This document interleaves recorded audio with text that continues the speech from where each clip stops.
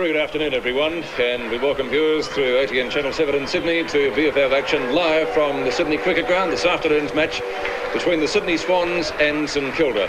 The Swans, of course, have not had a good month insofar as winning is concerned. They've really been down on form lately, so a win this afternoon is vital for them. They take on St Kilda. St Kilda currently lying 12th at the moment, but a win to the Saints would get them off the bottom of the ladder. Good afternoon, Lou, and good afternoon, Bob. Good afternoon, Peter. Bob and I have been down to the St Kilda rooms and we spoke to the players, and I don't think I've known a St Kilda side to be so confident, and I think they'll put up a pretty good show here today. And I spoke to a few Collingwood guys when they ran Collingwood so closely, and I think I wouldn't be surprised if they knocked the Swans off today, Pete. Probably the best side they can pick. Yes, go along with that. But of course, one thing against St Kilda winning here today, Lou, they weren't able to water the pitch. Well, that's right. Well, that's an unfair statement. Ian Stewart told us just a few moments ago that they don't water the pitch there. A lot of heavy local showers. He said we might just give it a bit of a sprinkle now and again. But Ian Stewart was very confident, and he said this team they've picked is a team of goers. Actually, it's a St Kilda side that probably wouldn't be suited to the mud these days. They're lightly built, not very tall, and quite skillful, I think. And of course, it'll be interesting to note or to see how well Tony Lockett plays. Yes, Tony Lockett is their top full forward. He's kicked many goals this year and is a real star. And of course, some of our viewers may recall last year, Mark Jackson, who was then playing for St Kilda, he finished up kicking 10 goals here. Yes, that's the man of the match that day. He was the man of the match, and I must say this about Mark. Bob and I selected him as man of the match, and Mark very kindly wrote us a beautiful note. I think it's the first time it's ever happened to you and I. Yes, he sent me one too. So that's thanks, Mark for Jackson. That. With all his antics, he's still a good guy, isn't he? Well, let's talk about the match, gentlemen. Bob, currently the Swans are lying 8th. If they win today, they'll be level with the 4th and 5th teams on percentage, so a win for them to stay in touch with the 5 is pretty vital, isn't it? Yes, a lot of people have written them off because of their performance over the last couple of weeks, in particular last week when it was a disastrous effort. The fact that the selectors decided not to give any votes at all in the club best and fairest was indicative of how they thought the side performed. Yeah. And you saw the match, I think, didn't you? How bad were they? Well, they were that bad. They really were. I didn't blame the selectors for doing that. And right now, there's we talk about the cheer squads time and time again, and the work that they put into banners like that is absolutely great. Certainly great. Bob, the thing that must be a bit of a worry to the Swans is let's say the poor form of one of their champion players, Rhys Jones. He hasn't performed that well, has he, over the last few weeks? He hasn't performed, Lou, since the day he went off with his ankle here and was carried off the ground and had injections and played again the next week and then missed since then. And I would suspect that Rhys Jones is nowhere near as fit as he should be and might possibly consider not playing. The same thing you could say about Smith, Round, probably a couple of other players we could include there as well. Brady hasn't had as good a year as he had last year.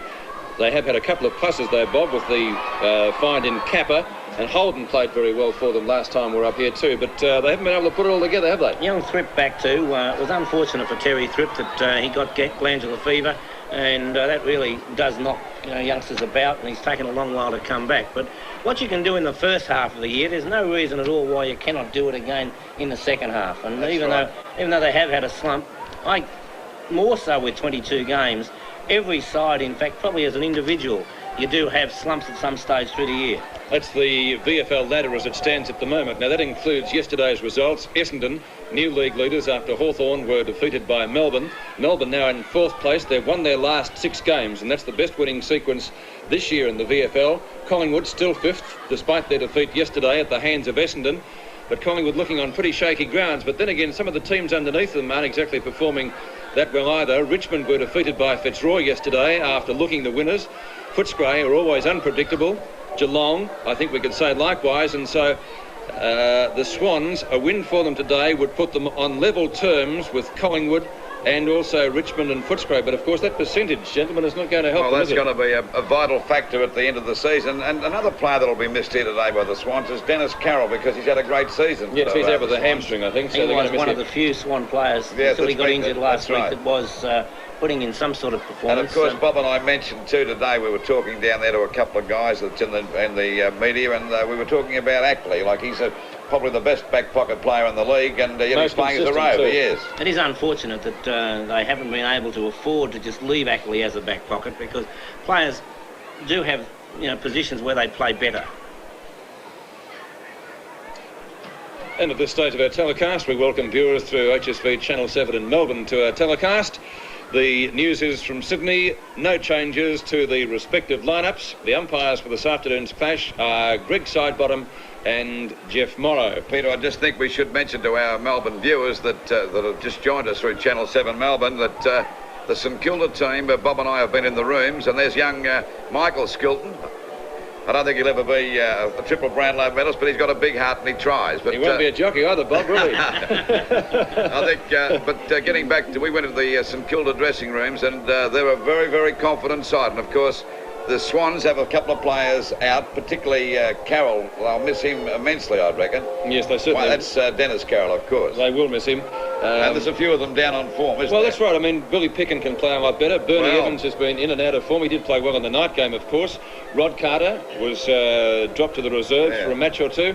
Craig Brady, we were talking about just a few minutes ago, hasn't had as good year as he had last year. Bob, let's be honest about Billy Picken. He hasn't been a great asset since switching over from Collingwood this year, and I don't know whether Billy's fit, but he looks to me as if he's overweight. Looking at Picken last week, I felt that he's trying to be too much of a team man, and you've got to be yourself. And some players play in a team fashion. I'm not suggesting that Billy is not, but he is a player who has to go and get the ball and go for his marks, whereas he is tending to become trying to bring others into the game too often. All right, the weather up here in Sydney, absolutely ideal this afternoon. The current temperature, 17 degrees, a superb day for football. We'll take a break and we'll be back here for further comment in the first quarter coming up in just a few minutes.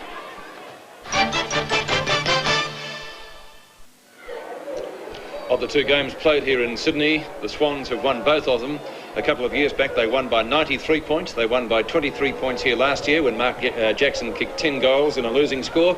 Bob Skilton, some of the players we should be keeping our eyes open for this afternoon. Well, Lou and I were talking before the game, and Bernie Evans could be a roughie for the Brownlow this year, the way that he's played, represented the state side, and he is a vital cog in any move forward that the Swans have.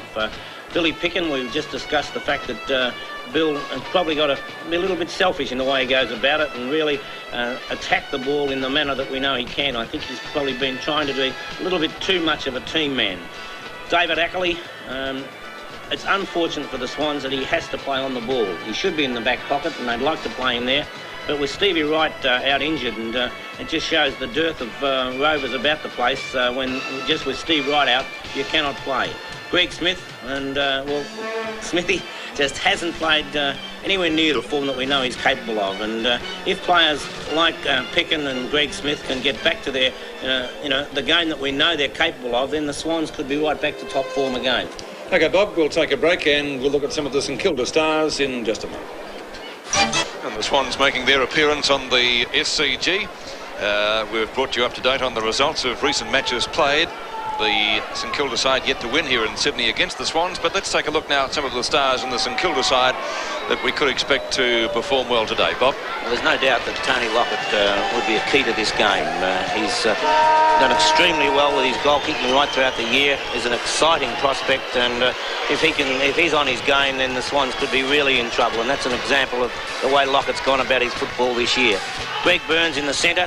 I've rarely seen, if ever, Greg Burns put in a poor game, and his effort in the night game when he almost single-handedly won a game for St Kilda. His last quarter effort shows the type of football.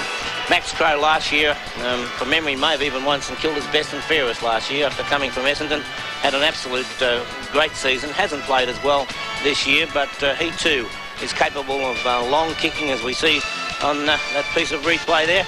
And a vital player. Jeff Cunningham, of course, from full-back, they can kick out to Cunningham. He's capable of out-marking most wingmen, and he too, an interstate player. And St Kilda well served with players who have represented their state. And Cunningham, well, again, a great mark. No better mark over the years has been Trevor Barker.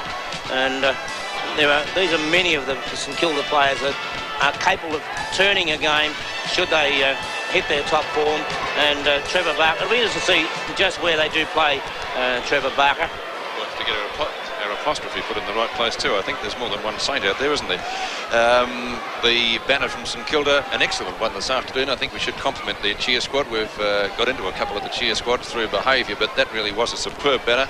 So to the boys and girls and the St Kilda cheer squad, well done. That was a top bit of work, wasn't it, Luke? Plus the fact, too, Pete, they've decorated the St Kilda dressing rooms. We see the St Kilda team breaking through the banner, but they've done a marvellous job of the dressing room with the red, white and black balloons down there, Bob. Bob, was coming up with Bruce Matthews from the Sun this morning, and Bruce is pretty tall, and so am I, and we got on, and we noted a lack of height in the St Kilda team because we were the tallest guys amongst them, apart from side bottom and what have you. Yeah, will they be tall enough this afternoon? Side bottom, Cowie, and Crow, about the only three tall players in the side. Yeah. And unfortunately for St Kilda, all three of those players are not robustly built. There's not a great deal of meat on the bones, as one might say, and so they're not physically strong, but they do play an aggressive brand of football nonetheless. But just the same, when you look through the Swans lineup, they're not over big, are they? They're not what you'd call a side built like Richmond or, say, Essendon, are they? No, they do have a Barry Round, and well, yes, and Barry's getting a little solid, but getting a little older and slower. Of course, I'm not having a go at Barry, but he's got to lift his game today. Steve Torbett's pretty solid. Round and Torbett, neither side, No, that's right. For that matter, these days there are very few what you would term rugged, aggressive players around. Well, football's changed over the years, and possibly changed for the better, when you think that there's not so much brutality in it. And Bob and I were watching on Channel 7 Sydney today on their World of Sports show, a rugby league match. It was a State of Origin match. Oh, last Tuesday, I think well, it was. There were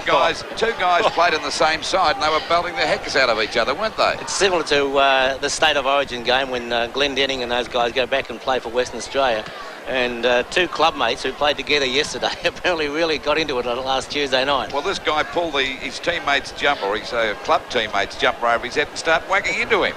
It was unbelievable, Bob, wasn't it? This is one of the best all-wins I've seen for a long time. Anyway, they got it sorted out eventually, and Queensland went on to win it 14-2. So New South not doing too well in that series. Pete, you did mention that last year Mark Jackson kicked 10 goals there, but there were 45 goals kicked for the match. There we see Brady. I think he'll be sitting on the interchange bench, Bob.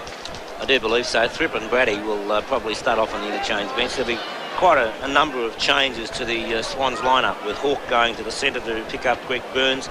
Tony Danaher will go to centre half forward. Rod Carter to full back against Tony Lockett. There'll be a number of good duels out here in this game, and I anticipate one of the best games that we've had up here.